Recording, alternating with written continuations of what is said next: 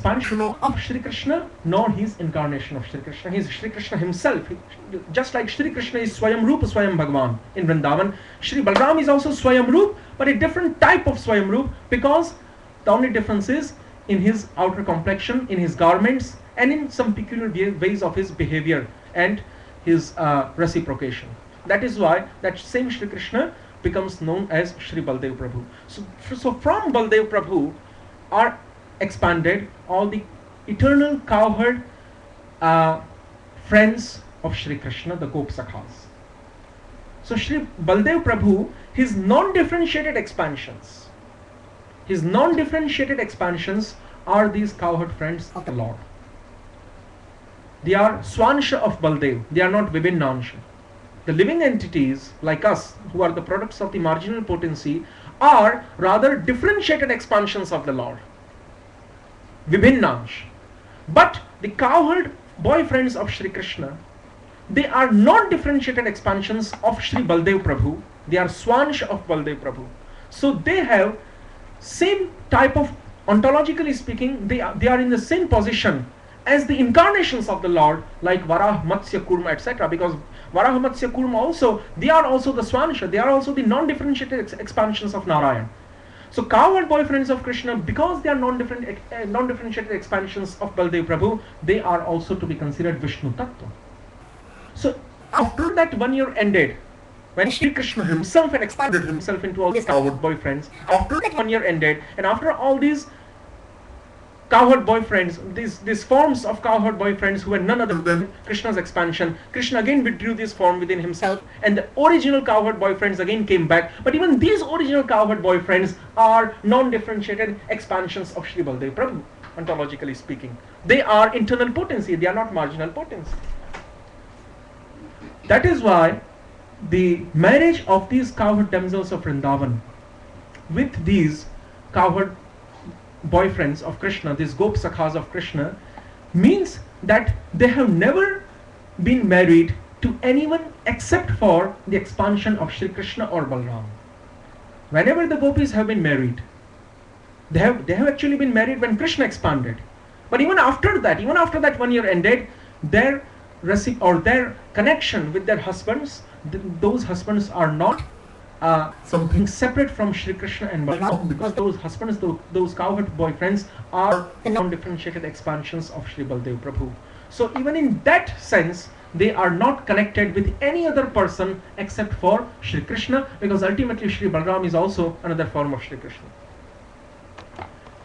Now, the question arises is that even though there might not be some physical interaction or intercourse or connection of the cowherd damsels, gopis, with their husbands, but there might be some type of amorous, lusty desires arising within their minds mutually for each other. But even that is not right, because our acharyas have explained that the cowherd damsels of Raja, the only amorous desire in their mind which arises is for Krishna. There is no other amorous desire found within the hearts and minds of the cowherd damsels of Raja. There is no other amorous desire for anyone else except for Krishna.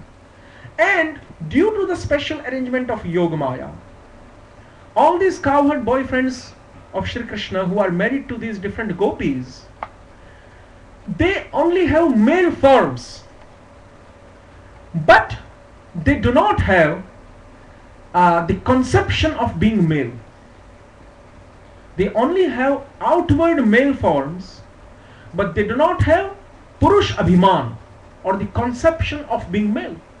And because they do not have Purush Abhiman, or the conception of being male, for that reason they are not considering their wives to be enjoyed by them and themselves to be the enjoyers of their wives. That is why the only real connection in amorous sense that the gopis are having with someone is their connection with Shri Krishna. The only connection that they are having with some person is with Shri Krishna, with no one else. So the only mood which remains within the hearts and minds of both the gopis and their husbands, The husbands, even though they are not thinking themselves to be the enjoyers, still, due to the special arrangement of Yogamaya, the husbands of these gopis, they are thinking that these gopis are our wives. We have been married to them in a legitimate, legal, official way. And the gopis are also thinking likewise that we have been once upon a time married by our parents into the marriage ceremony with these husbands with whom we are living in the same house. So that is why the paramour love is created. Paramour love means extramarital affair. That is why the paramour type of amorous desire is present both within the hearts and minds of the cowherd damsels and the hearts and minds of Shri Krishna. Now, one more point to be added is that although all these cowherd damsels of Lord, they have not been married in public vision to Lord Krishna, but in a secluded place, Srimati Radharani especially has been married to Shri Krishna. But because that marriage has not taken place according to the existing marriage process, that is why it is not in one sense recognized as marriage. But the authenticity of that marriage can also not be challenged, because Lord Brahma himself is the Purohit performing the sacrifice and making Srimati Radha and Shri Krishna married with each other. So if Brahma is the Purohit, if Brahma is the performer of the ritualistic marriage ceremony, combining Shri Krishna and Srimati Radhika in the bond of marriage, then the authenticity of that marriage cannot be refuted. But at the same time, that marriage has taken place in such a controversial environment, and such an unsuitable environment, that it is not to be considered marriage also. And that is why ultimately they are considered Parkiya, not married with Shri Krishna. So, in Garga Samhita, Gargacharya Mahamuni is describing, because our discussion is prelude to Gopi Gita, or the Ras Panchadhyay. So, in Garga Samhita, Gargacharya Mahamuni has described that once upon a time, when Srimati Radhika had made her advent in the village known as Raval, that's the birthplace of Srimati Radhika, and Shri Krishna made his advent in Gokul Mahavana. And we have already explained that how Shri Krishna has appeared simultaneously in Mathura and in Gokul Mahavana, according to our Gaudiya Acharyas. So when Shri Krishna had already made his advent in Gokul Mahavan, and when Srimati Radhika had made her advent in Raval, so Raval and Gokul Mahavan, they are both on the eastern banks of Yamuna. On the western banks of Yamuna are located Vrindavan, Mathura, etc. Kamyavan, Govardhan. But on the eastern banks of the Yamuna, crossing the bridge, are located Gokul Mahavan, Raval, Bhandirvan, and Belvan, and some of the other forests of Rajbhumi. So, both Gokul Mahavan and Bhandirvan and Raval are located on the same side. That's the eastern side of Yamuna river. So Shri Krishna was of 3 months of age at that time. He was still in his baby form. He was manifesting his childhood pastimes. And Srimati Radhika was also 1 month old or something. That is what has been described by Gargacharya Mahamuni in Garg Samhita. And once upon a time, Shri Nand Maharaj, it was evening time, it was the time of dusk. So Nand Maharaj has taken Lord Shri Krishna into his lap and then into his hands, and then he has gone outside his Nand Bhavan, his Nandalaya, his palace. But he has gone some distance, he has gone somewhat far away from his palace. He has travelled quite a bit of distance from his palace. And due to the divine arrangement of Yogamaya, suddenly hurricane starts.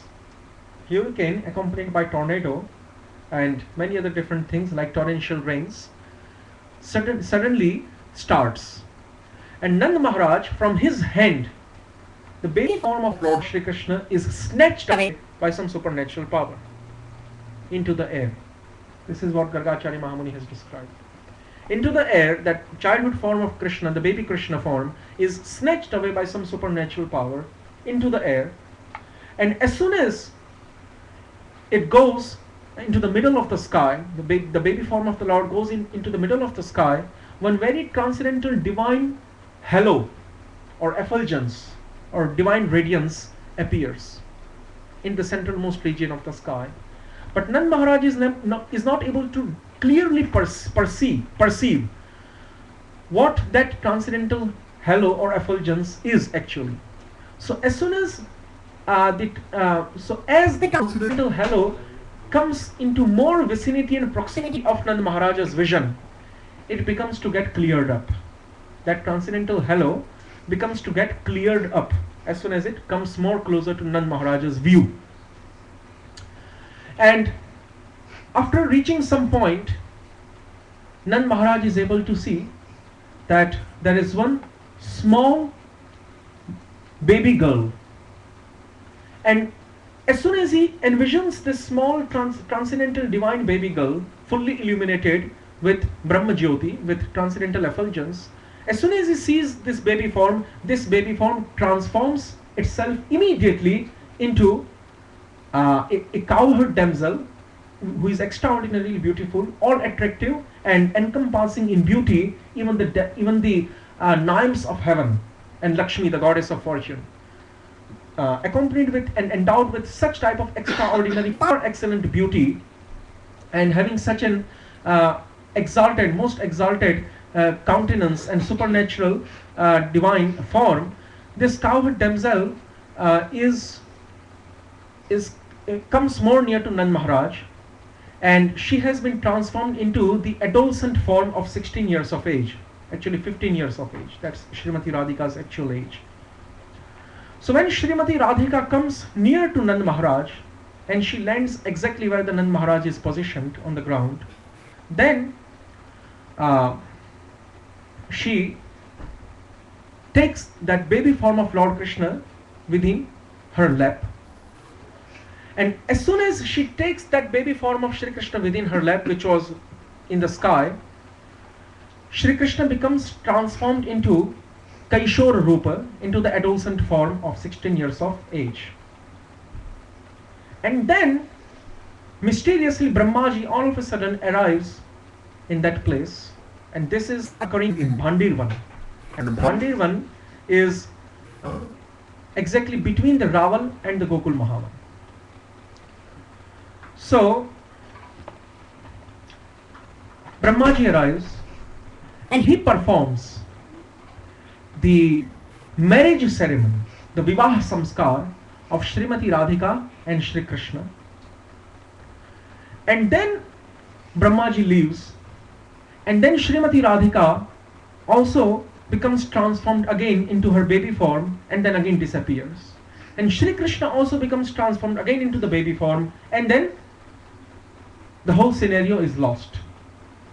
In Nand Maharaj's vision, the whole scenario is lost. It all got disappeared. And then Nand Maharaj, he takes that baby form of Krishna again in his lap, and he goes to his residence. And then Nand Maharaj, as soon as the scenario becomes disappeared, Nand Maharaj cannot recall what had happened. He lost the whole remembrance of the whole event.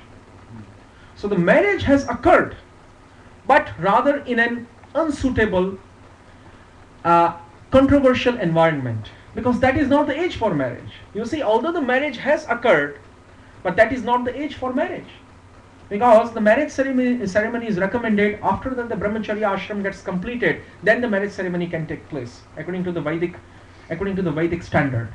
So the Krishna, who is 3 years old baby, how can he be considered to have passed the Brahmacharya ashram, which rather takes 25 years to complete? So how can he be considered married to Srimati Radhika? And how can Srimati Radhika, who has not acquired the suitable mature age, can be considered married to Shri Krishna? But then if we take the transcendental scenario, so in the transcendental scenario, Shri Krishna became transformed into adolescent form, and Srimati Radhika likewise also became transformed into the adolescent form, and then they have got married. So if we take the transcendental scenario, then they have become married in a suitable age. But if we take the reality existing on the mundane level as the other Vrajavasis are thinking.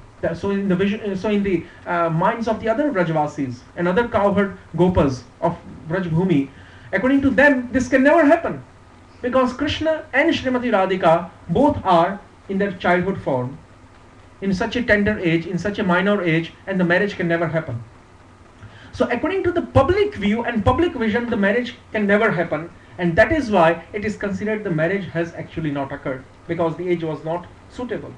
According to the real mundane unaided eye, the vision that is perceived through the mundane unaided eye, which is not able to see the transcendental vision, according to that vision, the marriage cannot have been occurred. Cannot be said that the marriage has been done. But according to the transcendental vision envisioned by Nand Maharaj, the marriage has happened. So, but most popularly it is accepted because according to the public vision the marriage has not occurred. That is why it is accepted that the gopis, especially Srimati Radhika, has not been married to Shri Krishna, officially speaking, in a legitimate legal way.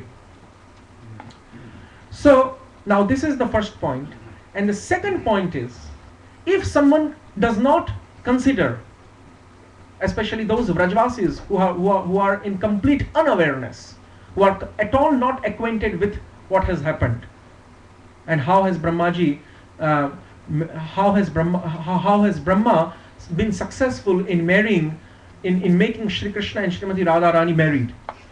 So even though the other Vrajvasis and other Gopas and Gopis, they might not accept this event because it has not happened in their vision. So Shri Krishna and Srimati Radhika, their relationship is after all considered to be, is established to be of Parkiya type, or the paramour type of relationship, not the married relationship. But even though it is not a married relationship, if someone thinking on the mundane platform starts conceiving or starts concocting or speculating that because Srimati Radhika has not been married to Shri Krishna in public vision, that is why whatever Shri Krishna has done with all the gopis and especially with Srimati Radhika, especially during the Rasalila pastimes, by enjoying them, this act of performing dalliances or of performing conjugal pastimes with the gopis by Shri Krishna, who is supposed to establish the principles of religion and who is supposed to not be deteriorating and destructing the principles of religion, this Shri Krishna seems that he has rather destroyed the principles of religion by dancing with the wives of other cowherd gopas and by performing conjugal dalliances with the wife of others. He has broken the principles of religion, and he is supposed to incarnate just for preserving, protecting and enhancing the principles of religion. Paritranaya sadhunam yada yada hi dharmasya glanirvavati bharata dharma sansthapanarthaya sambhavami yuge yuge. So then Shukdev Goswami, when he has been asked by Parikshit Maharaj, and Parikshit Maharaj actually is not having this doubt because he has full faith in the Lord that whatever the Lord does is religion. Whatever the Lord does through his activities is the highest form of dharma. But in front of Shukdev Goswami, Parikshit Maharaj is presenting his viewpoints. And those viewpoints are not actually his viewpoints. He is presenting the viewpoints of other sages, Devatas, Rishis, Munis, and other so-called people who have assembled to listen to Srimad Bhagavatam from the mouth of Shukdev Goswami. In the minds of these other ineligible candidates, this doubt has arose after hearing the Ras Panchadhyay narration, that how can Shri Krishna, who is the maintainer, sustainer, and the person who establishes religious principles, and who comes for establishing the religious principles, and who maintains religions and sustains religion, how can this personality of Godhead is acting in such a way as to destroy the principles of religion by having extramarital affair? So then Shukdev Goswami answers that Teji asam na doshaya vahnehe sarva bhujo yatha, that for those great personalities,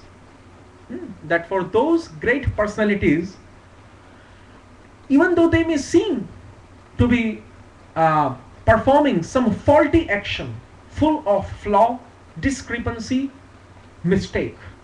But those flaws, discrepancies and mistakes never touch these highly situated great personalities who are above the general rule of regulation and prohibition, who are above the general rule of vidhi and nisheth.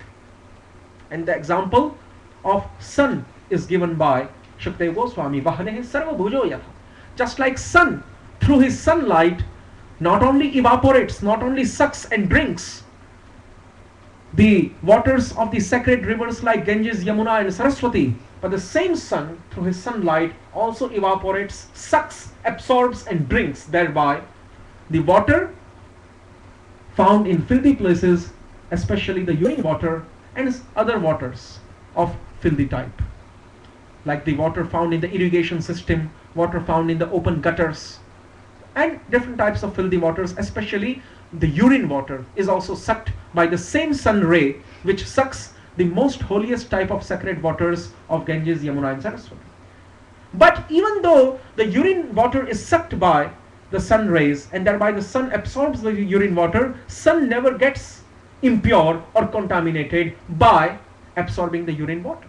This is the special word, and there is a special way how Shukadeva Goswami is explained. And another example is given is that in the 8th canto of Srimad Bhagavatam, Shukadeva Goswami has mentioned during the Samudra Manthana pastimes that when the milk ocean was churned, when the Kshira Sagar was churned using the support of Mandrachala mountain and Vasuki Nag, both by the demigods and by the demons, at the time of Dev Danav Samudra Manthana, preceding the Devasura Sangram of Indra and Bali.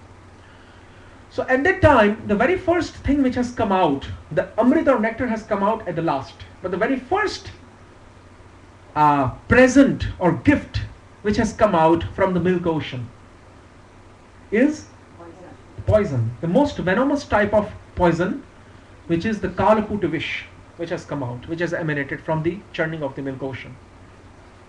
And Lord Shiva, he has drunk this Kalakuta Vish, but although he has drunk this Kalakuta poison, he has not become affected by it. Whereas other demigods like Indra, Brahma, Chandra, Varuna, etc., Yam, etc., if they would have drunk it, they would have become immediately affected. And even the greatest demons are more powerful than demigods, like Bali Maharaj, like Kal Nemi, like Rahu, Shani, etc. All these other demons and other yakshas and rakshasas who are present, who are more powerful than demigods physically, even they were not daring to drink this Kalakuta Vish. So Lord Shiva had to interrupt and he had to drink it. But the effect, the so-called venomous effect and life-threatening effect of the Kalakuta poison did not influence Lord Shiva even in slightest degree. Lord Shiva was not affected even in slightest degree by drinking this most dangerous type of venom existing in the universe, that is Kalakuta Vish, by whose mere fragrance, by whose mere odor, the demigods and demons had started fainting. When Kalakuta Vish came out, by the mere odor and smell of this poison or the venom, the demigods headed by Indra, who are to be considered immortals in one way, Amar Devata, and the Danavas, they started fainting. And this poison was drunk by Lord Shiva without any hesitation and without having any after effect or side reaction. So for the great personalities, anything they do, even if they perform some type of sinful action or faulty or flawful action, even that flawful action or faulty action or irreligious action or sinful action or vicious activity cannot affect them. This is the principle established by Srila Shukadeva Goswami. This is the one way of how to understand the extramarital affairs of Lord Shri Krishna with the gopis, with the cowherd damsels of Vrindavan. And the second way to understand is that actually to the so-called Naitik people, to the so-called Nitigyas, or to the so-called Niti Shastrakars. Niti Shastrakars means to the so-called principles following the mundane ethics, the mundane laws of morality, the Lok Maryada, the Ved Maryada, the Arya Maryada, the people who are following and who are bound within so-called limits of Vedas and the so-called ethical limits and the so-called limits of morality. When they try to point finger towards Shri Krishna, that Shri Krishna, what he has performed is unlawful, is contradicting and opposing the laws of morality, ethics, shishtachar and good behavior and virtuous action. Whatever Shri Krishna has done by dancing and having conjugal affairs with the gopis, because they are extramarital affairs, Krishna has broken the principles of religion, the principles of Dharma Shastra, and the principles of Niti Shastra, morality and ethics. And he is completely immoral in character. So called followers of ethics, morality, who are trying to point out fault towards the Lord, who are trying to make the Lord faulty of vicious activity, of sinful deed, and of immoral action, to them the harsh, blunt answer is given by the acharyas that the so-called morality is immoral. How? Prove it. Now the Niti Shastrakars and the Dharma Shastrakars will pose an argument towards the Vaishnavas that prove it now. How you are considering the so-called mundane laws of ethics and morality to be immoral? Because ontologically speaking, what is the position of the living entity? Is he, ontologically speaking, for those who know the reality, who know the conclusion of the scriptures, the Shastriya Siddhant, in their conception, and according to the conception laid down by the Shastras, by the Acharyas and by Bhagavan himself in Bhagavad Gita, both the Jiva Shakti and the Maya Shakti, both the external potency and the marginal potency, are energies, are potencies of the Lord Shri Krishna. Because Bhumi Rapo Anolo Vayu Kham Mano Buddhi Reva Cha Ahankara Itiyam Me Bhinna Prakriti Rashtadha, these eight forms of external potency are, these are 8 different types of external potency, Maya Shakti. And external potency or Maya Shakti, Mahamaya, is the energy of the Lord. Maya Dhyakshen Prakriti Suyate Sacharacharam Hetunanena Kaunteya Jagat Viparivartate. Krishna says in Bhagavad Gita that this external potency of mine works under my guidance, under my authority, because I am the controller, I am the husband, and she is my wife. That is why she works under being subordinate. She works under my guidance and under my authority and under my issued order and decree. That's why in Brahma Samhita, Srishti Sthiti Pralaya Sadhana Shakti Reka Chayeva Yasya Bhuvanani Vibharti Durga Ichhanu Rupamapi Yasya Chachishtate Sa Govindamadi Purusham Tamaham Bhajami. Srishti Sthiti Pralaya Sadhana Shakti Reka. This goddess Durga, who is the administrator, who is the mistress of the prison house of this material world. This material world is known as prison house, where those living entities who are averse to Shri Krishna, Krishna Vimukh Jivatma, they are confined and they are doomed to suffer until they realize their so-called non-devotional position, and until they become devotees of the Lord again, they are doomed to suffer here. Within the 8,400,000 species of life, they are bound to suffer the 3 types of miseries, Adi Daik, Adhyatmik, Adi Bhautik, etc. They are bound to be confined within the 3-fold shackles of the 3 modes, Sattva, Raja and Tam. So, Shri Durga Devi, Bhagavati Durga, who is the goddess, who is the predominating deity actually, who is the Adhishthatri Devata, predominating deity of this Devi Dham, this material world, Bhautik Jagat, is known as Devi Dham. And this material world has only one function, has only one utility, has only one usage, and only has one use actually. And that one use is the whole purpose of manifesting this material world by Karanodakshai Mahavishnu, is to make the so-called living entities who are averse to the Lord again into the devotees of the Lord. That's the whole function. And Bhagavati Durga performs this function of punishing the living entities, knowing the desire of the Lord. Ichhanu rupamapi yasya cha cheshtate sa govindamadi purusham tamaham bhajami. Srishti Sthiti Pralaya Sadhana Shakti Reka Chayeva Yasya Bhuvanani Vibharti Durga. Lord Brahma says in Brahma Samhita that I worship that Govindev, knowing whose desire Goddess Durga is acting in such capacity, in such way. So, Maya Dhyaksha Prakriti in Bhagavad Gita also the same Siddhanta, that under my direction is external potency working. Bhumi Rapo Anulu Vayu. And then regarding the marginal potency, Jivatma, Jiva Shakti, Krishna also makes similar statement that marginal potency is superior to external potency Maya, but even marginal potency works under my direction, because Jiva Bhutam Mahabaho Yayedam Dharyate Jagat. I am the shelter of the marginal potency, the living entities. All the living entities, they are resting on me, who am the Samam Bonam, who am the absolute truth, who am the Parabrahma, who am the Paratattva, who am the Swayam Bhagavan Shri Krishna. All the living entities, because I am the Ashray Tattva, I am the ultimate Ashray, I am the ultimate shelter, they are resting on my power. That is why he says, Mattaha parataram nanyat kinchid asti dhananjaya mai sarvamidam prutam sutre manigana, even the 7th chapter of Bhagavad Gita, that all the living entities are resting on me, just like the pearls which are hung on the thread, which are which are hung on the thread, they are resting on the thread. In the same way, I am the thread holding the whole universe and all the animate, inanimate objects, all the movable, immovable objects, all the sentient, insentient items, all the cognitive, incognitive items, all the conscious, unconscious items, whether they are inert or conscious, everything rests upon me, whether external potency Maya or marginal potency Jivatma rests upon me. So Shri Krishna is considered, due to this Shastra Siddhanta, Shri Krishna is considered to be Shaktiman Tattva. Shaktiman principle, the potent principle, the energetic principle, who is the possessor of all different types of energies and potencies. That is why Shvetashvata Upanishad also makes likewise proposition by saying that Natasya karyam karanam cha vidyate natat samaschabhyadikascha drishyate parasya shaktir vividhaiva shruyate swabhaviki jnana balakriya cha. That Natasya karyam karanam cha vidyate. For Shri Krishna there is no activity to be done or necessary. He is fully self-satisfied. He doesn't need to do anything. Whatever he does is only for the living entities and for their welfare. Suhrida sarva bhutanam, only for the welfare of the living entities. He does everything because he is Suhrida, his well-wisher. For himself, he doesn't have to do anything. He is Atmaram, completely self-satisfied. Aptakam. So, Natasya karyam karanam cha vidyate. For him, nothing, no activity, no karya is to be done. Natat samaschabhyadikascha drishyate. Shvetashvata Upanishad of the Veda says that no one is higher to him and no one is equal to him. Asamaurdhu. Natat samaschabhyadikascha drishyate. Parasya shaktir vividhaiva shruyate. But it is heard that he has many different types of internal transcendental potencies.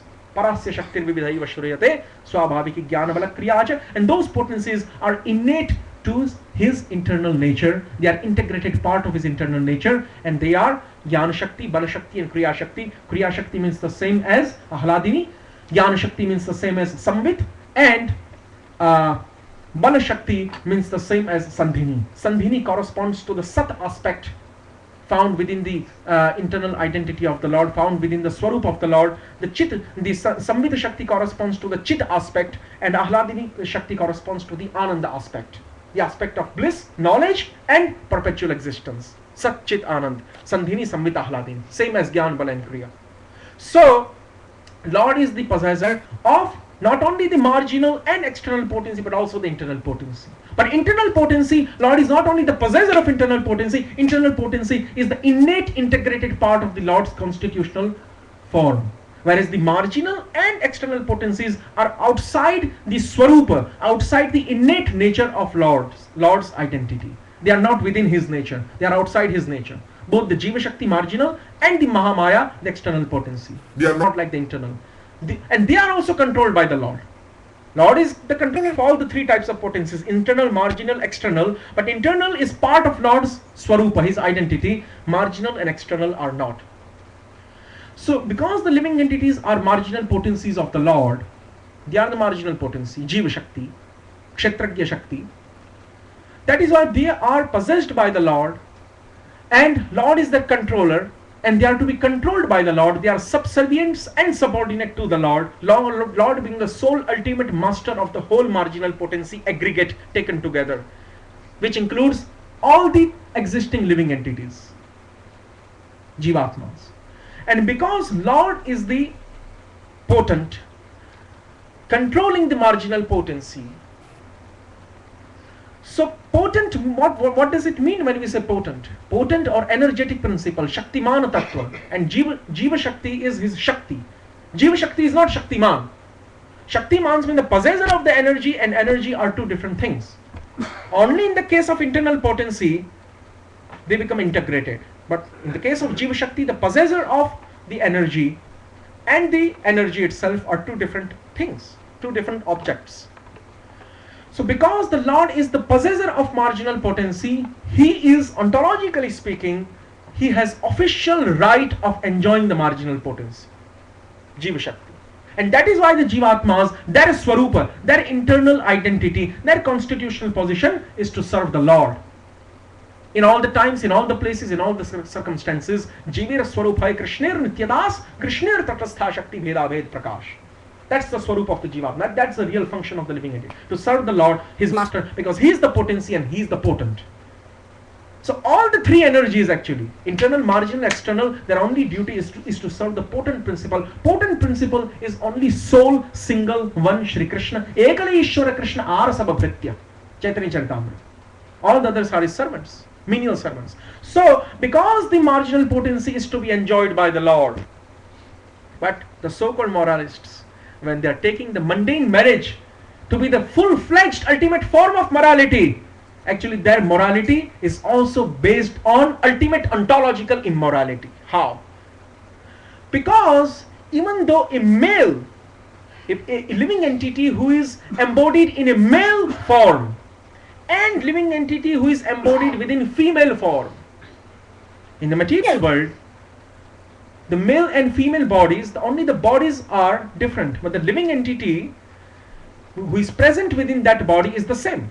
According to the second chapter of Bhagavad Gita, the whole issue that Shri Krishna wants to establish is that the subtle and the gross bodies are different from the inner self, are different from the living entity, are different from the spirit soul, are different from the Jivatma. The Sukshma Sharir and the Sthul Sharir. Subtle body means mind, intelligence and ego. And gross body means the one we are perceiving from our unaided external apparent eye, Bahya Drishti. So both the subtle body and the gross bodies are just coverings of the real self, the Jivatma, the living entity, the spirit soul. So spirit soul is marginal potency, and the subtle and gross bodies are not marginal, they are external potency. Because the body is made up of earth, water, fire, etc. Gross body, and earth, water, fire, etc. is counted among the external potency. And mind, intelligence, ego, subtle body, that is also part of external potency. Bhumi rapo nalo vayu kham mano buddhi revacha. That shlok of Bhagavad Gita, we should wide, VID, we should refer to that verse.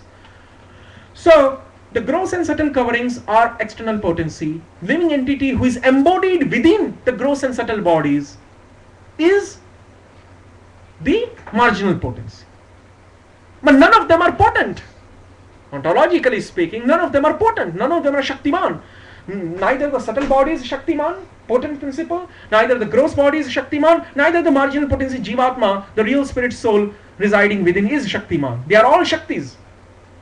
Now, in the female body also, living entity is present, different living entity in each body. And in the male body also, the living entity is present. Although they are different, but they are of the same type. Just like there are two rose flowers. Their existence is different from each other. They are two different rose flowers, but the type, the jati, is one. They are of the same flock. They are rose flowers. No, it does not matter whether they are different two rose flowers, but they are still rose flowers. So the point we are making here is, all the different living entities, they are ultimately marginal potency. Although they might be different in their existence from each other, in the way how they are thinking, acting, etc., they are different from each other. But they are still marginal potency. They are not potent principle. So that living entity who is within the body of so-called wife, wedded, married wife, and that living entity who is present within the so-called wedded, married husband is of the same type, marginal potency. Both are marginal potency. And according to the law, only potent can enjoy the potency, right? That's the law. One enjoyed, how can he enjoy the another enjoyed? Or in one sense, there are two servants and there is king. So only king is the enjoyer of both of these servants. But if the servants start considering themselves enjoyer of each other, and they forget their relationship with the Lord, so now the so-called moralists, उनको हम खुला कर रहे हैं धीरे धीरे. The so-called followers of ethics and morality, yes, we are opening the real position now. So whenever the scriptural conclusion is revealed, they have to become silent and mute. Yes. So now what is the thing? One marginal potency is enjoying another marginal potency. This is completely contradicting the real constitutional position of the living entity. This is completely contradicting. And for that reason, even the so-called marriage, which is done following the Vedic principles, following the Varnashrama Dharma, and the so-called Vivaha Samskar, even though that is right, that is needed in the conditioned stage in order to regulate the living entity, so that the living entities who are considering themselves enjoyers may not become unregulated in their enjoyment process. If there is no such process of confining one male body with another female body, then the whole thing will become unregulated by the fault of illicit sex and by the fault of adultery. It will be chaos in the whole world, complete chaos. That is why, in order to make it organized way of enjoyment in the material world, but it is still organized way of enjoyment in the material world, it is still organized way of conditioned life, it is still conditioned life. Whether you are performing adultery or whether you are not performing adultery by not having illicit sex, it is still an organized, its only difference is organized way of conditioned life and unorganized way of conditioned life, but both are conditioned lives, because if you have the mode of enjoyment, only then the marriage is necessary. The Srimad Bhagavatam states, Narada Muni makes it very clear to Vyasdev in the 5th chapter of the 1st canto of Bhagavatam, when he has come to chastise Vyasdev, and when he has come to inspire Vyasdev to write Bhagavatam, and when Narada has come to show Vyasdev his real fault.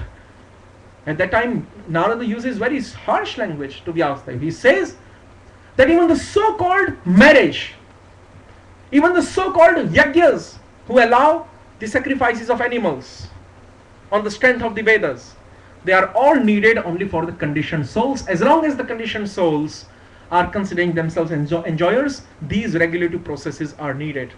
Once the mode of enjoyment is not there, then the marriage is at all not necessary. That means that the person who has rose above the conditioned level will not feel inclined or attracted towards the member of opposite gender. So there will be no question of his performing adultery. He will not have attraction because he has lost his conditioned state. He has become completely, he has rose above the charms of Maya. He now cannot become attracted by the so-called charms of Maya appearing either in the female form or in the male form. So there is no need for him to marry. He has become complete sannyasi or renunciant, aloof from all the attractions of the material world. But as long as the living entities are conditioned, these regulative processes are needed, but they are needed as long as they are conditioned only for that much time. So that proves that organized way of conditioned state and unorganized way of conditioned state, but both are conditioned states. So the real point of discussion is that Vivaha Sanskar, marriage is needed, but the point that we are trying to make is, ultimately speaking, ontologically speaking, even the so-called marriage legal life is illegal in the most strictest sense, because only Krishna is the enjoyer and living entity is not. But living entity starts considering himself enjoyer of not only his wife, but also of all the other living entities like his son, children, other relatives, his friends, foes, everything. He considers himself to be the only enjoyer of all the living entities of the whole world that he surveys. So that is why, ontologically speaking, the so-called moralists and followers of ethics who say that the mundane marriage is the most legal form, and anything contradicting it, even if the law does anything contradicting the mundane laws of marriage, is illegal. Now we have opened the real position, we have revealed the real position of so-called mundane moralists, that actually what they are doing, ultimately, ontologically speaking, is illegal, because one marginal potency can never consider himself the enjoyer of another marginal potency. Only the potent can enjoy the potency. That is why, even though Shri Krishna does not follow the actual process of marriage, even though Shri Krishna is not following the process of marriage, official marriage, and the gopis are not following the process of official marriage, as laid down by the Vedic scriptures, still whatever they are doing is ontologically speaking, ultimately speaking, the most righteous thing, because gopis are of two types. If they are Nitya Siddha gopis, then they are internal potency. If they are Sadhana Siddha gopis, then they are marginal potency. But both are potencies, and they are to be enjoyed by the sole potent principle, Shaktiman Tattva. That is why, even though the marriage is not there, suppose for the sake, if the marriage is not there in any sense, still what they are doing is not unlawful, illicit, illegitimate, or contradicting the Shastra. That we have established. That is why the Ras Leela pastimes of the Lord taking place between the gopis and Shri Krishna have to be considered, have to be contemplated, being situated on this transcendental level of thinking. Otherwise, if we become situated on the mundane level of thinking, then everything will become spoiled. And another thing is, I just have 5 minutes more. I just want to explain. Go ahead. Yeah. Although we will not be able to complete this topic in this session, but I just want to make another one essential point. That now we have already established that all the affairs between the cowherd themselves and Shri Krishna are ontologically speaking legitimate and legal. And whatever the conditioned living entity does, even following the Vedic rules, ultimately ontologically seeing and speaking is illegal. So now the second question which arises is that although that may be legal, क्योंकि ये जो तार्किक लोग हैं, जो अभक्त लोग हैं, वो इतनी जल्दी पीछा छोड़ते भी नहीं हैं. So the second argument which is posed is the second argument which the Vaishnavas have to overrule, which they have to cross and transgress. The second argument which is posed by the mundane atheists and so-called moralists is that does the relationship of Shri Krishna with the gopis having selfish desire, although that might be legal ontologically speaking, as the Vaishnavas have established, we appreciate it. We appreciate it and we accept it. But does that relationship have any tinge of selfish desire? And if selfish desire is there, then even though it is legal relationship, ontologically speaking, we will not appreciate it so much. Because the mundane followers of morality and ethics are very much prone towards appreciating nishkam karma or unmotivated action. Action which is performed not being attached in the activity and not being attached in the fruit of that activity. Karmanyevadikarasti ma phaleshu kadachana ma karma phala heturvur mati sangostva karmani. Srimad Bhagavad Gita 3rd chapter, Krishna says, don't become attached in either the fruits of the action or in the activity or in the action itself. Don't become attached in the karma or in the karma phal. That is nishkam karma. So because the mundane so-called followers of morality and ethics, they are very much attached towards appreciating nishkam karma. Now they are thinking, is the relationship between Shri Krishna and the gopis full of selfish desire or full of selfless? Is it selfless or is it selfish? That's what they are. Okay, very nice. But we will also keep some question answer time. So that's the question that that's the doubt actually. And they are prone towards thinking that no, certainly the affairs between the gopis and Shri Krishna are full of selfish desire. That means Shri Krishna, in order to fulfill his selfish desire, is enjoying the gopis. And the gopis, in order to fulfill their selfish desires, are associating with Shri Krishna. Because they are females and he is male. That is why whenever this interaction takes place, at least in the mundane world, selfish desire is there. Even in those cases where the lover and the loved completely sacrifice each other, make sacrifice for each other by sacrificing their lives, as in the story of Romeo Juliet or Layla Majnun or any other such mundane story glorifying the two marginal potencies and their mutual interrelation, which is illegitimate. So theoretically speaking, philosophically speaking, yes, this is how we will see everything. So in all these mundane epics and so-called mundane love stories in which the hero and heroine have sacrificed for each other many things including their lives, but even their sacrifice although it has to be appreciated on top of such the most of the lovers who cannot sacrifice anything for each other and who are completely selfish, but even those who sacrifice their very lives for each other in this mundane world have tinge of selfish desire. Even though they make sacrifice for each other, but then why they are united? For getting their own pleasure. They are united also for making the opposite partner feel enjoyment, but along with that they also desire their own personal pleasure. This fact cannot be argued. Otherwise, whoever comes in front of us, he has to become lost in the debate, because in the mundane world, pure selfish state is never possible in any mundane relationship. That's what the Shastras have established, that's what the practical reality establishes, and that's what the inference logic also establishes. Both Shabda Praman, Anuman Praman and Pratyaksha Praman, using the three evidences, direct sense perception, practical reality, inference logic of the mind, and the Shabda Praman scriptural evidence. None of these substantiate that any mundane relationship is completely free of selfish motive. Now, once that has been established, because any selfish relationship, even the relationship between father and son, mother and son, then what to speak of the relationship between lover and loved? That has most selfish desire. The relationship between mother and son, father and son, also has selfish desire, but not up to that extent. But the relationship between lover and loved, or husband and wife, has more selfish desire, because they want to enjoy each other. That's the first thing. That is why the amount that selfish desire is in them is in greater amount than the selfish desire existing within the relationship of son and mother and son and father. So in the mundane relationship of marriage, certainly there is selfish desire. Even though there may be a lot of sacrifice, but it has selfish desire. Then what to speak of the so-called extramarital relationship in the material world that has more selfish desire? Because why the extramarital relationships occur?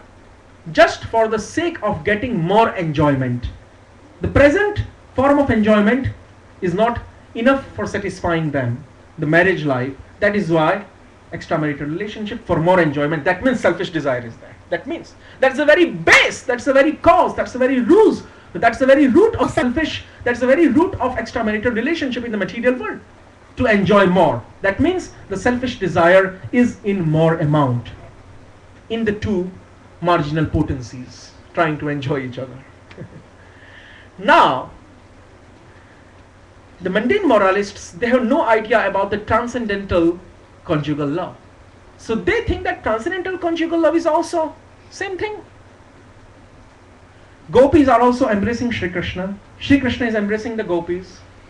They are kissing each other, embracing each other, enjoying each other in many different ways, in 16 different ways. Ujjwal Leelmani Rupa Goswami Pad establishes 16 different ways that the cowherd damsels of Braja, they unite with Shri Krishna, especially during the time of union. There are two stages, Sambhog and Vipralamb. So Vipralamb means virah, separation, and Sambhog means the union. So during the time of union, there are 16 different ways how Krishna enjoys the cowherd damsels. And that includes all these activities like embracing, kissing, etc., which also are seen in the mundane relationship of so-called extramarital and so-called married relationships. So because these so-called followers of morality and ethics and so-called followers of Dharma Shastra, they have no idea about this transcendental conjugal love, and because the external activities of the transcendental conjugal love taking place between the gopis and Shri Krishna resemble exactly the external activities taking place in the mundane world, in the so-called perverted conjugal love of the mundane world. That's why they are bound to think that in the mundane world also the interaction which takes place between male and female is for the sake of enjoyment. So all the activities like embracing, kissing, etc. that take place between Krishna and the gopis are also for the sake of their personal enjoyment. But that's where the whole thing turns 360 degrees opposite. That's where the whole thing turns. That is why the so-called people who try to point out their fingers towards Shri Krishna have to ultimately become silent. How the whole thing turns 360 degrees opposite, and the most astonishing, is explained by Srila Krishnadas Kaviraj Goswami in Sri Chaitanya Charitamrita. So Krishnadas, actually the first basic principle of bhakti that we should know. Rather, let us discuss this little after. The most basic principle of Uttama Bhakti. Whether that bhakti is on the stage of Shantarati, Dasyarati, Sakhyarati, Vatsalyarati or Shringarati. The most basic principle of bhakti is that bhakti is devoid of total selfish desire. It is fully selfless towards the Lord. That is why Rupa Goswami Pad, when he is generally speaking about bhakti, in the Samanya Bhakti Nirupan section of Bhakti Rasamrit Sindhu, this verse, Anya Bilashita Shunyam Jnana Karmadyanavritam Anukulyena Krishnanushilanam Bhaktiruttama. This shlok by Rupa Goswami comes in the Samanya Bhakti Nirupan division of Bhakti Rasamrita Sindhu. Samanya Bhakti Nirupan means that division of Bhakti Rasamrita Sindhu which is describing devotional service in general terms, not in specific terms. So there, in that division, Rupa Goswami does not specify the special peculiar aspects of Dasyarati, Sakhyarati, Vatsalyarati, etc. Those specific aspects will be defined in the specific division concerning those different forms of relationships. But here, when he is describing devotional service in general terms, Samanya Bhagavad Bhakti Nirupan, then he is saying that this general definition of pure devotional service applies to all the 5 relationships. That means Shant, Dasya, Sakhya, Vatsalya and Shringar. That means in the conjugal love, same principle is applied as the common basic fundamental principle. In the Vatsalya, also the same principle is applied. Paternal affection. In fraternity, Sakhya, same principle. Dasya, servitude, same principle. Shant, also the same principle. What's that basic principle of devotional service? Anya Bilashita Shunyam Jnana Karmadi Anavritam Anukulyena Krishnanushilanam Bhaktiruttama. Rupa Goswami says, regardless of these 5 divisions of Shanta, Dasya, etc., the devotional service in general, the pure devotional service he talks about, the pure devotional service in general has a quality that it is completely devoid of any other desire. Anya samasta abhilashaon se shunya hai. Anya bhilashita shunyam. Anya bhilashaon ka tatparya kya hai? What do we mean by other desires? Then he explains, Bhukti Mukti Spriha Yavat Pishachi Hridi Vartate Tavat Bhakti Sukhasyatra Katham Abhyudayo Bhavet. He says the desires for sense gratification in this material world and the desire of liberation from this material world, all these 2 types of desires, Bhog ki ichha or Moksha ki ichha, Bhukti or Mukti Spriha, the desires for sense enjoyment, sense gratification, and the desire of liberating oneself from the material world are both desires obstructing, impeding the path of pure devotion, and they are not to be needed. If they are present, even in slightest degree, then the path of pure devotion becomes completely hampered and tempered, and it becomes completely mixed with Jnana Karma Yoga, and it loses its unadulterated form, becomes adulterated by Jnana Karma Yoga. That is why Jnana Karmadhyanav, Anya Bilashita Shunyam Jnana Karmadhyanavritam. Second phrase of the same verse. That pure devotion which is totally uncovered by Jnana Marg, which aspires after liberation, Karma Marg, which aspires after sense gratification, and all the other paths. ज्ञान कर्माद्यनावृतम, ज्ञान और कर्मादि के आवरणों से जो ढका हुआ नहीं है, जो आवृत्त नहीं है, जो अनावृत्त है, वैसा मार्ग ही शुद्ध भक्ति कहलाता है, जो समस्त अन्य अभिलाषाओं से यानी कि भोग और मोक्ष की इच्छाओं से रहित है, जिसमें एकमात्र इच्छा है श्री कृष्ण संतुष्टि की, बस तत्सुख सुखित्वम। अन्याभिलाषिता शून्यम ज्ञान कर्माद्यनावृतम आनुकूल्येन कृष्णानुशीलनम भक्तिरुत्तमा। और इस प्रकार से अनुकूल भाव से कृष्ण का अनुशीलन शरीर, वाणी और मन और आत्मा के द्वारा 4 प्रकार से, वही उत्तमा भक्ति, शुद्ध भक्ति कहलाता है।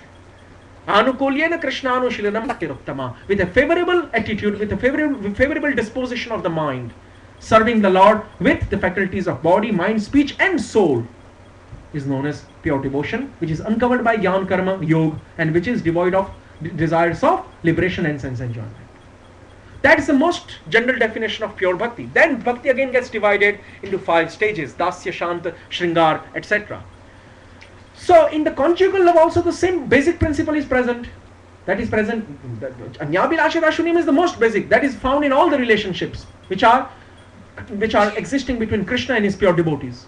So even the gopis who are in conjugal love with Krishna, in them also this basic principle is existing. So the gopis can never be considered to be interacting with Shri Krishna for their own personal desire, because if the personal desire is there, then it is not pure bhakti, and the gopis are the topmost examples of bhaktas. Actually, the most exalted position of devotees is occupied by the cowherd damsels of Vraja. That is why Rupa Goswami says in the last verse of Upadeshamritam, Karamiphyah parito harehe priyataya vyaktim yayurgyaninah tebhyo jnana vimukta bhakti paramaha premaika nishthastatah tebhyastah pashupala pankaj drishah tabhyopi saradhika preshtha tadvadiyam tadiya sarasi tamnashrayet kahakriti. That higher than the sakam karmis, actually higher than the papacharis, or those who are performing sinful actions, are the sakam karmis, or those who are performing fruitive actions based on the Vedas. Higher than the sakam karmis are the nishkam karma yogis, or those who are performing varnashrama duties or other Vedic karmas without any motive of sense enjoyment. Higher than the nishkam karma yogis are jnana margis or jnanis, who have rejected the path of karma in all sense, but who are now aspiring after merging in the impersonal Brahman effulgence, Nirvishesh Brahma Sayujya Mukti, who are aspiring after that, are the Jnanis, are higher than Nishkam Karma Yogis. Higher than the Jnanis, Karamibhya Parito Harehe Priyataya Vyaktim Yayur Jnaninah Tebhyo Jnana Vimukta Bhakti Paramaha. Higher than the Jnanis are those who have at all rejected the path of Jnana Marg. Means higher than the sense enjoyers are the people who are aspiring after liberation.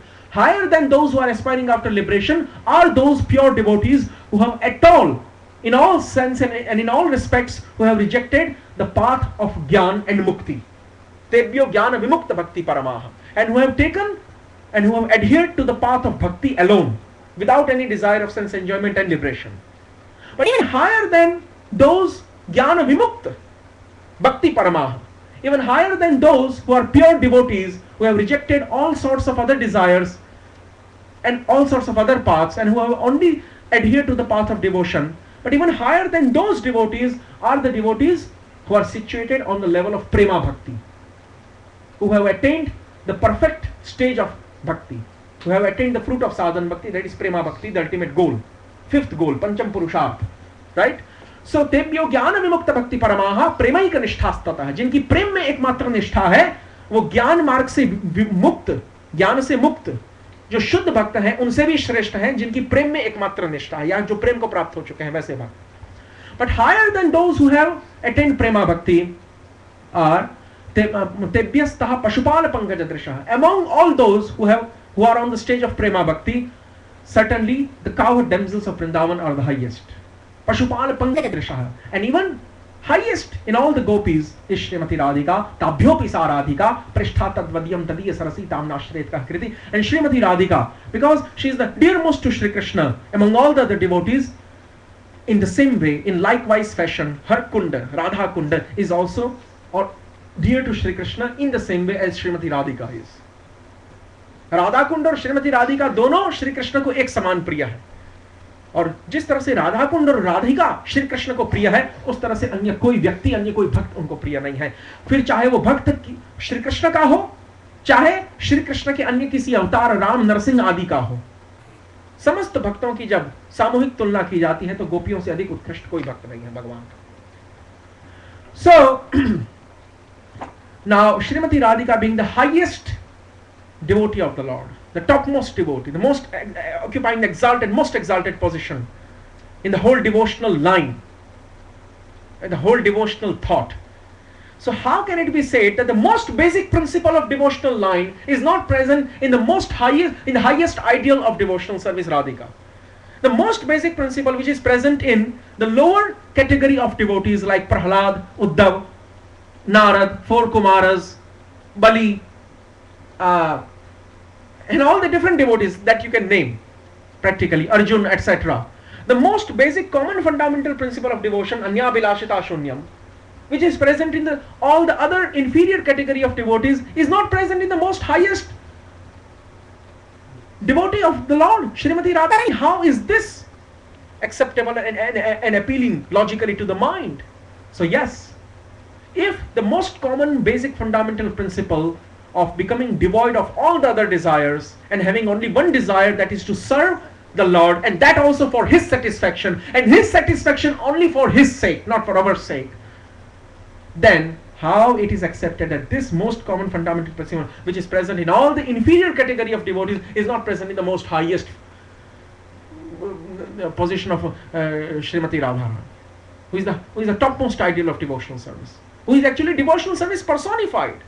Yes, Bhakti Maharani, actually devotional service is just expansion of Srimati Radhika. Radhika is even the origin of Bhakti Maharani. Ontologically speaking, Srimati Radhika is the origin of Bhakti Maharani. So how can it be said that Srimati Radhika has Anya Abhilash? And the other gopis who are expansions of Srimati Radhika like Lalita Vishakha, etc., they also have Anya Abhilash. They also have other motives of sense gratification. No. That is why all the activities of the cowherd damsels of Vrindavan are only for satisfying the Lord. Even when they are embracing Shri Krishna, even when they are kissing Him, even when the cowherd damsels of Braja, even when they decorate themselves with nice garments, ornaments, perfume, aromas, etc., their only goal is to give Krishna satisfaction. And their goal is to give Krishna satisfaction. And why are they desiring to give Krishna satisfaction? Is there some motive after that also? No, there is no motive.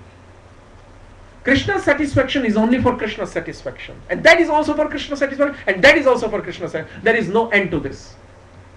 They have no other goal.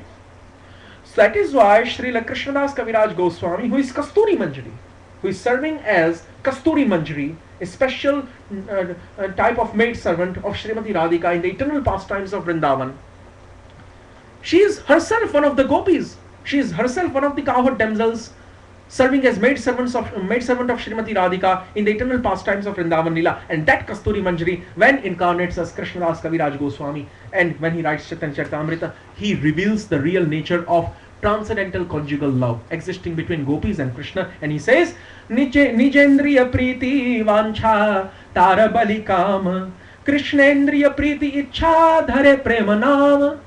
Nijendriya Priti Vancha Tara Balikam Krishnendriya Priti Ichha Dhare Premanam. What's the essential difference which makes Kam and Prem mutually 360 degrees opposite? Kam is found in the material world, Prem is found in the spiritual, transcendental, supramundane, non-phenomenal domain, Adhyatmik Jagat. Kam is found in the material world. Kam means lust. And Prem is found in the spiritual world, which is love. Prem means love. Literal definition of Prem is love, and Kama is lust. So, love is there in all the five relationships. Dasya, Sakhya, Vatsalya, etc. Is it that friends are not loving Krishna? Is it that the father and mother are not loving Krishna? They are all loving Krishna, but especially the love refers to the conjugal love in its Rudhi Arth, in its most primeval sense, in its most fundamental primary sense. The word love can denote all the other types of relationships, but especially it denotes, even in the mundane world, the word love especially is referred to the conjugal love. Secondarily referred to the love of mother and son, father and son, brother and sister, etc. But mainly it is referred to the conjugal relationship. So the word prema here is also mainly referred to the conjugal relationship when Krishnadas has used it. Nijendriya Priti Vancha Tar Balikam Krishnendriya Priti Ichha Dhare Premanam. Krishna की इंद्रियों को संतुष्ट करने की इच्छा, आनंदित करने की इच्छा ही प्रेम नाम से जानी जाती है, जबकि जीवात्मा अपनी इंद्रियों को संतुष्ट करने की जो उसकी इच्छा है वही काम नाम से जानी जाती है. That's the difference. If the living entity wants to satisfy himself, not only his external senses, that is lust, that is काम, If living entity wants to satisfy his external senses of his gross body while he is conditioned in this material world, while he is baddha, nitya baddha jeev, that is also calm. But calm is much more than that. Even the desire of liberation is calm. How? Because the desire of liberation is for personal sake. How is Krishna going to be affected by our getting liberated? How is if we become uncovered by the two coverings of subtle body and gross body, how is Krishna going to be affected? If we become transcendental to the three modes, sattva, raja and tam, how is Krishna going to be benefited? If we become free from the adi daivik, adhyatmik, adi bhautik, three types of miseries, how is Krishna going to be benefited? He's already enjoying there, and he does not need anyone to serve him. He is full. Shriya Kantaha Kanta, read the description of Brahma Samhita. He does not need anyone. He does not need any marginal potency to give him satisfaction. Already his internal potency in the form of Radhika, Lalita, Vishakha are giving him pleasure from time without beginning. He does not need us. It's just for our benefit that we have to go there. But the thing is, how is Krishna going to be benefited? By liberation, the whole concept of liberation. That's why the whole concept of liberation culminates in personal sake, swarth. And wherever swarth comes, it is calm. In general sense, whenever swarth comes, the desire of becoming completely aloof from all the miseries and pangs of pain of this material world, that desire is also for the personal sake. You want to become freed from the material pains, that is also desire for the personal sake, and that desire has to be relinquished if one wants to progress on the path of sadhana bhakti. That's the foremost condition required. Mukti ki इच्छा, भोग की इच्छा नहीं. भोग की इच्छा के ऊपर तो बहुत लोगों ने कटाक्ष किया, ज्ञान मार्गियों ने भी कटाक्ष किया, वैराग्यों ने भी कटाक्ष किया. अब हम ज्ञान मार्ग और वैराग्यों के ऊपर भी कटाक्ष कर रहे हैं, मुक्ति की इच्छा भी नहीं. जो ज्ञान मार्ग और वैराग्य मार्ग और तथाकथित सांख्य मार्ग और योग मार्ग का जो सबसे प्रधान आधार स्तंभ है, जो नींव है मोक्ष की इच्छा, उसके ऊपर ही हम कटाक्ष कर रहे हैं, उसको ही हम उखाड़ने की कोशिश कर रहे हैं भक्ति मार्ग में. That is why devotees are different from jnanis, yogis and so-called vairagis. We have no desire for liberation even. The most purest form of transcendentalism, आध्यात्म मार्ग का, पारमार्थिक मार्ग का सबसे शुद्ध रूप है भक्ति मार्ग. ज्ञान मार्ग, योग मार्ग, वैराग्य, ये सब शुद्ध रूप नहीं है. इसमें स्वार्थ की इच्छा थोड़ी बहुत है, या मोक्ष की इच्छा के रूप में, या भोग की इच्छा के रूप में. And that is why निजेंद्रिय Preeti वांछा, even the desire of liberation, anything which is personal desire is calm. And anything for Krishna's satisfaction is prem. That's the most general and easy definition, differentiating, segregating karma from the prem. Now, whatever relationships which are in the material world all fall within the karma category. Whatever relationships existing between each marginal potency and another marginal potency, except for the relationship existing in the material world between two pure devotees. Don't take that into this, because they are completely selfless. मच्चित्ता मद्गत प्राणा बोधयन्तः परस्परं कथयन्तश्च मां नित्यं तुष्यन्ति च रमन्ति च. My devotees mutually talk about my pastimes and get pleasure. That is not this thing. That is transcendental. That is for the sake of pleasing Krishna. Devotee chants 16 rounds. Devotee worships Krishna's deity. Devotee associates with another devotees. Devotee stays in the holy dham of Shri Krishna, all just for the sake of giving pleasure to Krishna, not for the sake of making himself freed from contamination, not for the sake of making himself liberated from the clutches of Maya, not for the sake of fulfilling his material sense gratifying desires. Everything for Krishna's enjoyment. That's the whole thing in Bhakti Marg. That's the basic root. So that's the difference between prem and kam. So gopis, and especially Srimati Radhika, is the most exalted ideal of devotional line, because she is the topmost, dearmost devotee of the Lord. So it is completely absurd to think and to say, and it's completely offensive, and it is completely foolish and exposing rascaldom if we say, if this statement will completely expose our rascaldom if we say that Srimati Radhika or the other gopis are having selfish desires of self-gratification, and that's why they are physically uniting with Krishna. Now, even though this is the case, this is the reality, that they do not have any selfish desire, their external activities exactly resemble the mundane lusty activity between two, one male and female. Between the male and female, there is a lusty activity which is obscene to hear and which is obscene to speak, right? All the lusty activities they are obscene to hear and obscene to speak and also obscene to think about. So all these so-called perverted, abominable, nefarious, lusty activities taking place between two marginal living entities in this material world, when they are thinking themselves enjoyer of each other's body, those activities and activities which are taking place, physical activities which are taking place, physical and verbal activities which are taking place between Shri Krishna and the cowherd damsels of Vrindavan, they look the same. In mundane world also, kissing, embracing goes on. In the transcendental world also the same thing goes on. So the external activities are the same, and that is why, that's the part which makes materialistic person confused. Not even materialistic, those who have rose above the three modes of material nature, the Mukta Jivatmas, the Brahmajnanis, they are also confused when they come to this point. They cannot understand the real subtle underlying concept of the most highest form of personalism. Even the impersonalists, the muktas, the so-called liberated, even they cannot understand. What to speak of the gross karmi, engrossed in the grossest form of sense gratification, like beasts. The karmis are enjoyed like beasts. Go और गर्दब की भांति कर्मी भोग में या विष्ठा के कीड़े बने हुए हैं. Worms of excretion, enjoying the same chewed over and over. Purashcharvita charmananam, Bhagavatam. But what to speak of them? Even the liberated, above the three modes of material nature, are not. They are not able to know that how this Gopi's affair with Krishna is different from the mundane affair. Because the external activities are the same. And they don't know the internal mood of the Gopis, because the Jnanis cannot understand the mind of the Bhakta. Bhakta, whatever he does it for the sake of Krishna. But the Jnanis cannot understand, because Jnanis have personal desire. They cannot understand the position of Bhakta. They have the desire of liberation.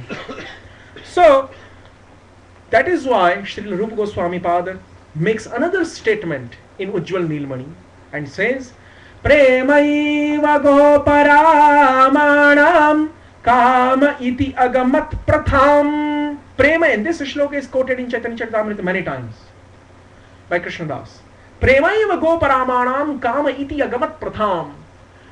Gop ramaniyon ka, goparamanam, गोप व्रजांगनाओं का, व्रज सुंदरियों का, गोपियों का जो निस्वार्थ निष्काम प्रेम है श्री कृष्ण के लिए, जो कि केवल श्री कृष्ण की संतुष्टि में पर्यवसित है, वो गोप सुंदरियों का निष्काम प्रेम ही कभी कभी काम के रूप में भी सूचित अथवा संबोधित किया जाता है. Even though the lust and love, the pure love of the gopis and the mundane lust are completely two different things, as we have just now known and explained and heard, but still sometimes in the tradition it is seen. प्रथा में ऐसा देखा जाता है, काम इति अगमत प्रथम. In the tradition of great poets like Jaydev Goswami, Kalidas, etc., in the tradition of the great poets, it is seen that they are sometimes addressing the purest form of unadulterated love that the gopis have for Krishna as Kam. They are addressing prema of the gopis as Kam. And why? Why even the greatest poets like Vidyapati, Chandidas, Kalidas, Geet Govind, author of Geet Govind, Jaydev Goswami, and Kavi Karnapur Goswami, Rup Goswami himself, Vishwanath Chakravarti, and many of the acharyas, many times while depicting Krishna's conjugal pastimes with the gopis, and even Shukdev Goswami himself in the 10th canto of Srimad Bhagavatam during the Ras Panchadhyayi, and Vyasdev, who is writing Srimad Bhagavatam, all of them have used in many places describing the conjugal pastimes the word Kam, denoting the pure love of Krishna for the gopis and denoting the pure love of gopis for Krishna. And both are selfless. Krishna is also loving the gopis not for his personal satisfaction but for the satisfaction of his devotees, that means the gopis. And the gopis are loving Krishna for their own personal, not for their own personal satisfaction but for the satisfaction of the Lord. So mutually they are reciprocating with each other for each other's satisfaction, not for their own satisfaction. But because the external activities of pure love, especially the conjugal love in transcendental world, not only resemble, are exactly the same activities which are found in the mundane lusty affairs. Embracing, kissing, there also, here also. Because the external activities are not only resembling, are exactly the same. That is why sometimes in the tradition it is seen that even the great poets, due to this one similarity, one external similarity, bahya samanta, due to this one external similarity, it is seen that even the great poets and devotees have addressed the pure prema of the gopis sometimes as Kama. Otherwise, internally, there is a great difference. Kama iti agamat pratham. Now, the question is, what is the real ontological position of gopis' love? And why the Parkiya Bhav is at all needed? Why Yogamaya needs to create this mood in the minds of the gopis that you are married to your husbands and Krishna for you is a paramour lover. And why the Yogamaya needs to create this mood in the mind of Krishna that, oh Krishna, since you are not officially married to the gopis, you are not his husband and gopis are your paramour lover. They are belonging to other men. Why this paramour mood is created by Yogamaya, the internal potency, in the moods of both the gopis and in the mood and in the hearts of Shri Krishna and in the hearts of the gopis. Why this mood is created by Yogamaya? Because even in the mundane world, it is seen that the extramarital affair is more pleasing than the married relationship. That is, this fact cannot be revoked. That is even seen in the material world. It is more pleasing to the mind and to the senses than the married relationship. Now, because the extramarital relationship itself, due to its nature, swabhavik nature, it is more satisfying. That is why Krishna wants the extramarital affair. Krishna wants the extramarital affair, but not for satisfying himself, for satisfying the gopis, and gopis want extramarital affair for satisfying Krishna. Now that's the difference. Again, extramarital affair is more satisfying in the material world. Same thing in the spiritual world, it is also more satisfying, but for each other's sake, not for one's own sake. That's again the difference. Again. So that is why the Parkiya love is preferred by Shri Krishna and by the gopis on top of the Swakiya relationship, the married relationship of the queens of Dwarka with Krishna. And another difference is, there are three types of conjugal love existing in transcendental world.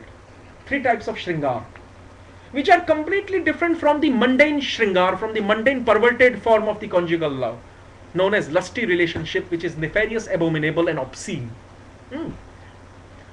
So the first type of transcendental conjugal love is Sadharani Rati. We'll discuss this in 5 minutes and then we'll complete our class. Sadharani Rati. This is all mentioned in Ujjwal Nilamani by Rupa Goswami. And without understanding this philosophical background, no one will be able to understand and will be able to appreciate the highest position of Srimati Radhika and the gopis.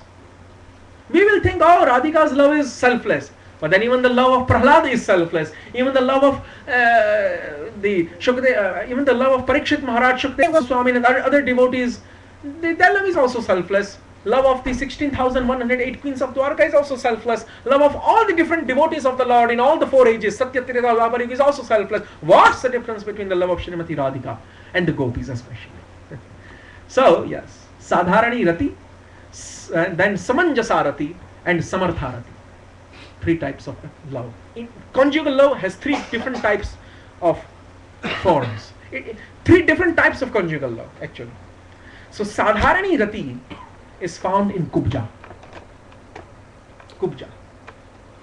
Samanjasarati, according to Rupa Goswami, Samanjasarati is found in the 16,108 queens of Dwarka, in Mother Sita, in goddess of fortune Lakshmi Devi. In all these Swakiya relationship, married relationships, the Samanjasarati type of love is found. Samanjasarati. And in the extramarital affairs of Vrindavan that the gopis have with Krishna, the Samartharati is found. Whether it be Chandravali's camp or Radha's camp, both are Samartharati. Both are Samartharati. The only difference is Radha's camp, again Samartharati is divided into two parts, Ghritasneha and Madhusneha. The Ghritasneha, Chandravali and her group, they are loving Krishna, and their love for Krishna, although of Samartharati type, is like clarified butter, ghee, Ghritasneha, according to Goswami. And Srimati Radhika and her camp's love for Sri Krishna is of Madhusneha, like honey. But these divisions are the divisions of Samartharati. The basic is the fundamental is Samartharati. After Samartharati, then they are again divided into Ghritasneha, Madhusneha, etc. So what's the difference between Samartha, Samanjasa and Sadharani? Sadharani, this conjugal is present in Kubja. Because Kubja is also attracted to Krishna in conjugal love. In the 10th canto of Bhagavatam, when Krishna has gone there to Mathura, and Kubja feels attracted by Shri Krishna. The difference is, Kubja has desire of personal sense enjoyment. And that is very clearly mentioned by Shukdev Goswami in Srimad Bhagavatam, that Kubja had actually desire of physically enjoying Shri Krishna, and Krishna fulfilled even that desire. So Kubja, who was only attracted to Krishna for gratifying her senses, she had no other ambition. She was not attracted to Krishna to gratify Krishna's senses. She was attracted to Krishna to gratify his senses, but because somehow or other she served Shri Krishna by blessing him with different types of sandalwood pulps and aromas, Shri Krishna felt obliged to fulfill her desire. But otherwise else, Kubja's love for Krishna is culminating in sense gratification, and that type of conjugal relationship with Krishna is known as Sadharani Rati. And Kubja is the same as Shurpankha. Shurpankha, again incarnated as Kubja, and Shurpankha is purely calm. If you will read Ramayana, it's a pure calm. You cannot say it's the same thing as Samartharati of Vrindavan. It's Sadharani Rati. Sadharani, but it is still called Sadharani Rati. It is still given an esteemed, dignified position, and it is not openly addressed as mundane lust or calm, because after all it is in relationship to Krishna. Even the sense gratificatory desire, if it is in relationship with Krishna, then it is not to be considered calm. It is considered to be prem. Not prem, but Sadharani Rati. Prem is different actually. Sadharani Rati. So if the mundane sense gratificatory lusty amorous affairs are taking place between two living entities, then they are openly known as calm. Boldly they are declared as calm. But if living entity wants to have sense gratificatory affair with Krishna and not with other living entity, then it is known as Sadharani Rati and not as calm. That's the difference. Sadharani Rati. Sadharani Rati means most basic form of conjugal love. Most basic form. Nothing special. Sadharani Rati of Kubja. Then comes Samanjasarati. What is Samanjasarati? 2 minutes only. Samanjasarati. After this I will complete and not take another topic. Samanjasarati means the love that not only the 16,108 queens have for Krishna, but that Sita has for Ram and Lakshmi has for Narayana. That love is known as Samanjasarati. And Samanjasarati is prem, is love, but still not of the purest type. Not as good as the Samartharati. Samanjasa. What does Samanjasa mean? Samanjasa means balanced love. Kubja's love, Sadharani Rati, is also known as Asamanjasa. Asamanjasa means which is not balanced. That means she only wants to gratify her senses through Krishna, making Krishna a medium of her satisfaction. She has no desire of satisfying Krishna. That is Asamanjasa, complete imbalance, right? Asamanta. Then Samanjasa means the queens of Dwarka, actually they have no desire of satisfying their own self. They have no desire. They are in the stage of pure love, but they desire Krishna's union, physical union. And they think that the physically uniting with Shri Krishna is the only way of satisfying Krishna. Physically uniting with Shri Krishna is the only way of satisfying Krishna. They have no concept for Vipralamb, as in the case of gopis. Vipralamb means separation, concept of separation and concept of union, Sambhog and Vipralamb, Samagam and Viraha. So they think that the only way to satisfy Krishna is through physical union.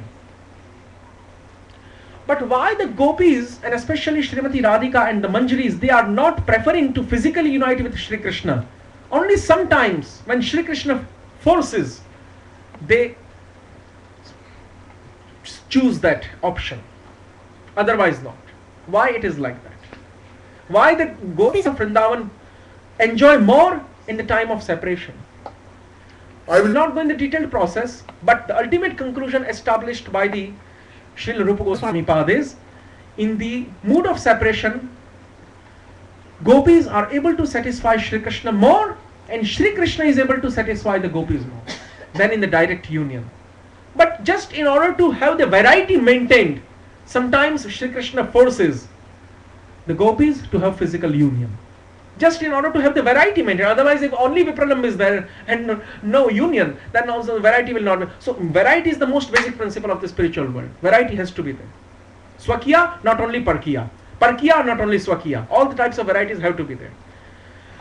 Now the thing is, although the separation, mood of separation, Vipralamba satisfies both the gopis and Krishna more than the mood of union.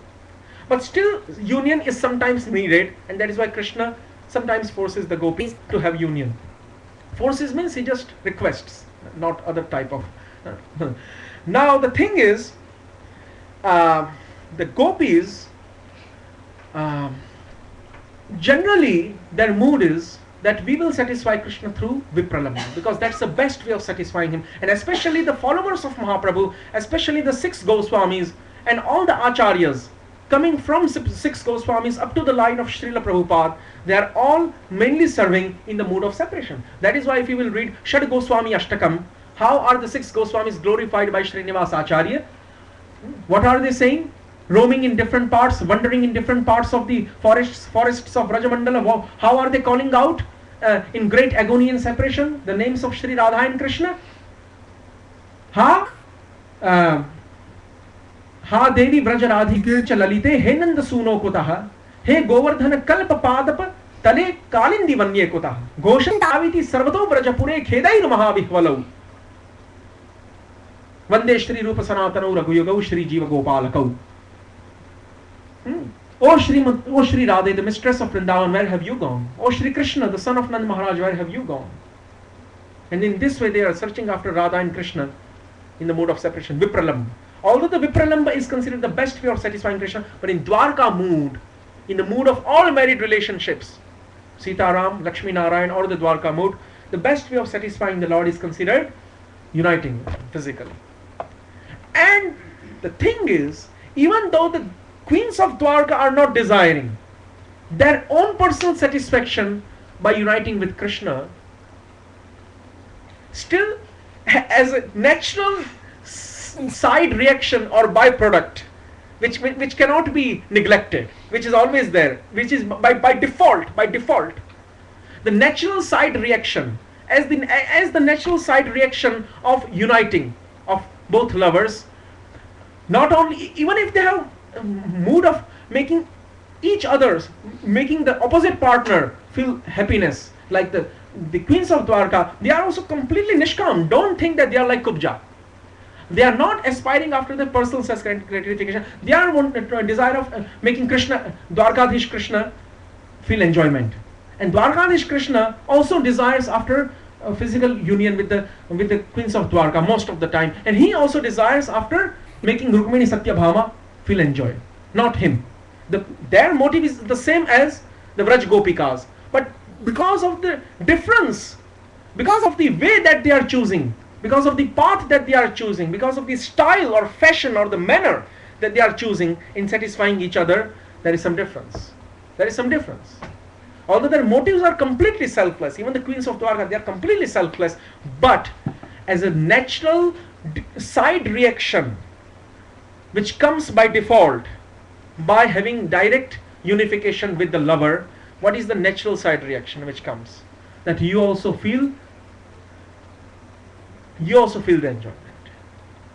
That even if you don't have desire to enjoy, you feel enjoyment.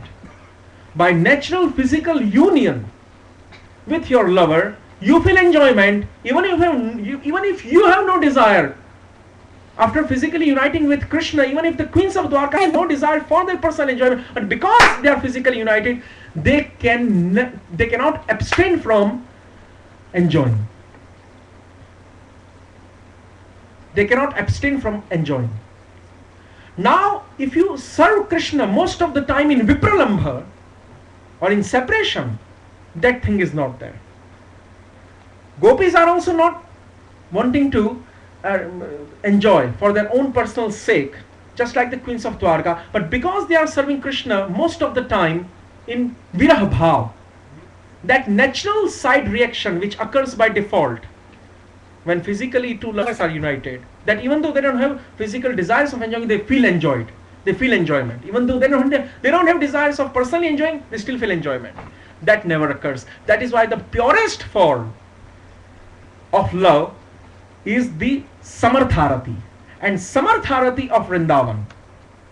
Samartharati of Vrindavan, where the gopis choose Vipralambha on top of Samagam, separation on top of union, that purest form of Samartharati is able to captivate Shri Krishna and make Shri Krishna subordinate to the gopis and to Srimati Radhika, and this is not found in the Dwarka pastimes. Due to Samanjasarati, which is inferior to Samartha, due to the Samanjasarati prevailing in Dwarka pastimes, the queens of Dwarka like Satyabhama, Rukmini, etc., no matter how much they are selfless, no matter they are 100% selfless, they are not able to control and captivate the mind of Shri Krishna. And due to this reason, even when Shri Krishna is in very tight embrace of Satyabhama and Rukmini, he enters into very deep coma, and Rukmini and Satyabhama become completely frightened. What has happened to Shri Krishna? And Shri Krishna in the stage of coma calls out, "Hey Radhe, hey Lalite, hey Vishakhe, hey Ruprati Manjari." He, just by seeing Rukmini and Satyabhama, he remembers and he recalls the eternal cowherd damsels of Vrindavan of Samartharati, who have Samartharati type of love.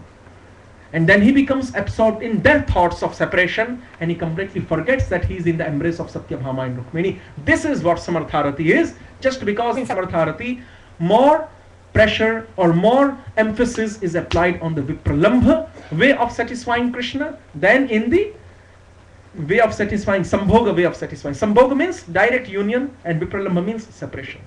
That's the only difference. And because Samartharati satisfies Shri Krishna, which on the level which no other type of love can satisfy, what to speak of Dasya, Sakhya, Shanta and Vatsalya. Even Samanjasa, Sadharani cannot satisfy Shri Krishna to that extent. That is why Samartharati is the highest form of conjugal love, and it is satisfying Shri Krishna up to the degree, up to the extent which cannot be excelled by any other type of love, of any other relationship, of any other devotee existing within all the material and spiritual worlds. And for that reason, Srimati Radhika and the gopis are considered the topmost devotees of the Lord. Hare Krishna, Krishna Krishna, Hare Hare, Hare Ram, Ram Ram, Hare Hare. Hare Krishna. Excellent job. So, I was, any questions we can take? I have like 10 minutes question. 10 minutes, 10 okay. minutes question session. Okay. in the material world, as you explained. Yes. So when two living entities unite, there is pleasure. Mm-hmm. Okay. To enjoy that pleasure, they both have to have genitals. But in the, reproductive organs, yes. yeah.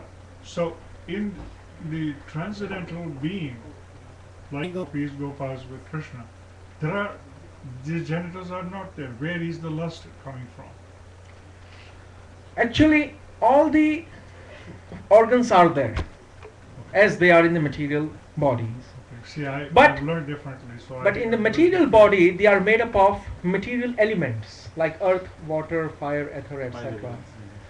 But in the spiritual body, they are all made up of Vishuddha Sattva and especially transcendental bliss. Transcendental bliss is the constituent of the organs. And here, earth, water, air, fire, etc. are the constituents of the body. That is why, because the constituents are different, lust can never arise. It is said that lust arises due to material elements. Lust arises, that is why you will see, if you will eat a tamasic food, you will be more lusty than a person who is sattvic. Generally speaking, this is the case. Otherwise, in the case of pigeon and lion, it is different. Now, that is the general rule is that the more sattvic, the more austere you are, the more you refrain from lusty desires naturally. If you eat tamasic food like meat, flesh, etc., you are more prone towards lusty desire. And if you eat vegetables, fruits, etc., you are less prone towards lusty desire. So it depends upon the food. And ultimately, all types of foods, whether sattvic or tamasic or rajasic, they are all made up of the 5 elements. So because of the 5 elements, lusty desires get a boost and they are created actually. They get an impetus, they get stimulus.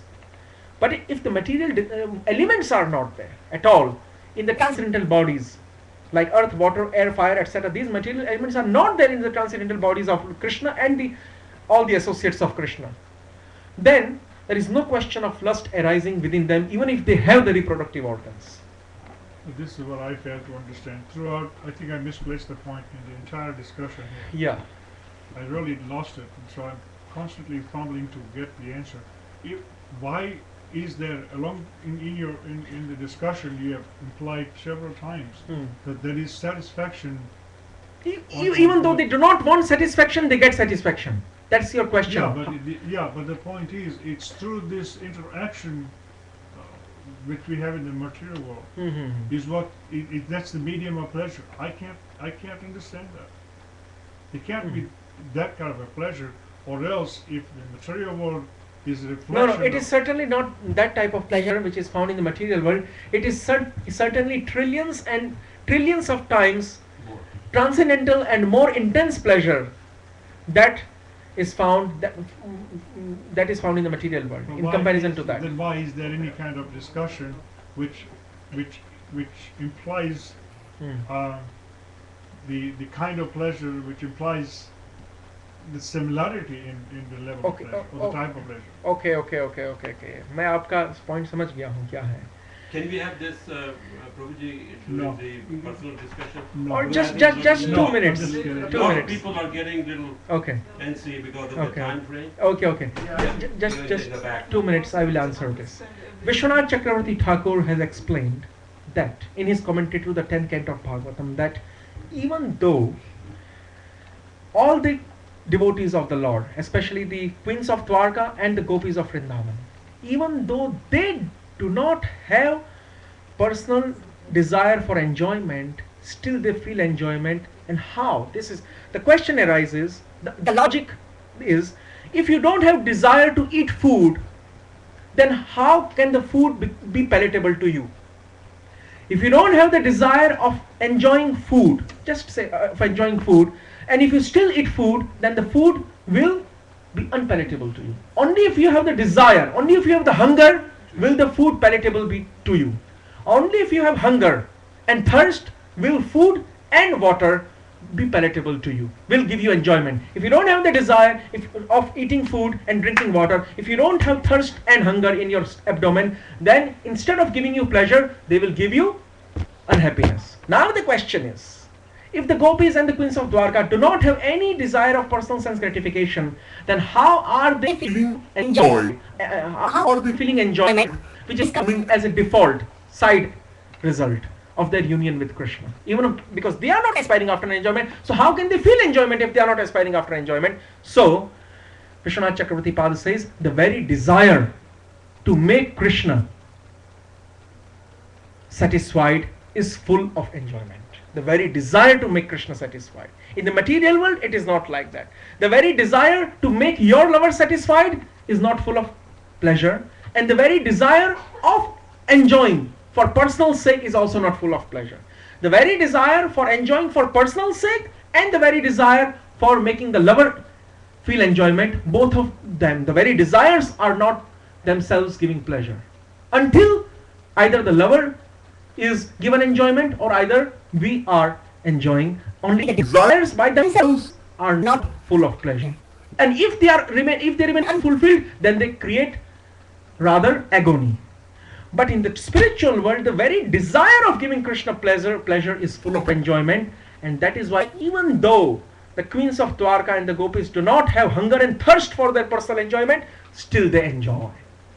That's the most important psychological, that Vishwanath Chakravarti, because he's Rupa Manjari, incarnation of Rupa Goswami, Rupa Goswami again incarnated as Vishwanath, and because he's Rupa Manjari, he knows everything directly, eye to eye, what is going on there in the Leela.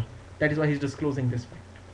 I think that has helped root out your doubt, or eradicate your doubt. And even if you have more inquiries, then we can discuss privately now. Okay, now we are Okay. going to do Aarti, and Nimai Charan will be our priest, Yeah. and Kirtan will be by Chiman Bhai.